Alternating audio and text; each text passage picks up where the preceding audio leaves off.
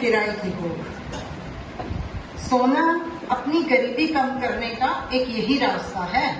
तू उस सेठ की बात मान ले, तेरा क्या जाना है। 9 महीने कोख में बच्चा पलता रहेगा, अच्छा खाएगी पिएगी, सेहत भी ठीक हो जाएगी, फिर बच्चा दे देना। ये तो सोच इसी बहाने अपने दोनों बच्चों को भी तो ढंग से पाल लेगी। उन्हीं पैसों से बच्चों की परवरिश भी अच्छी तरह से हो जाएगी। बहुत दिनों बाद पति विनोद इतने प्यार से बात कर रहा था।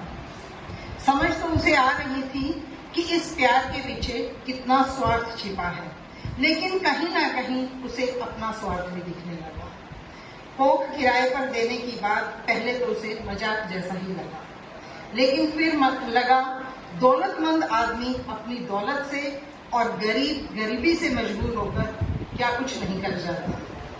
उसको अपने पुराने दिन याद आ गए, जब पिता ने अपने नशे को पूरा करने के लिए विनोद के पिता से पैसे लेकर विनोद के साथ ब्याह दिया था।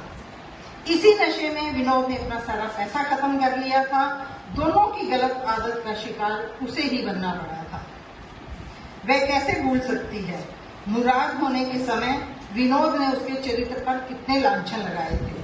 2-3 दिन सोचने के बाद सोना ने पति विनोद से कहा, मुराद के बापू, बात तो ठीक कह रहे हो, लेकिन फिर मन ही मन बड़बड़ाते हुए कहने लगी, रुपया तो इसकी जेब में जाएगा, मुझे कौन रुपया देगा। और उस रुपये से तो विनोद काम छोड़कर दिन रात दारू पिएगा और दारू पीकर हाथ भी उसी पर उठाएगा, बच्चों के साथ गाली गलौज करेगा, बच्चों की पढ़ाई के समय तक तो रुपया निपट जाएगा। 2 दिन इसी असमंजस में गुजर गए, लेकिन फिर किसी ठोस निर्णय के साथ सुबह पति के साथ पहुंच गई सेठ के घर।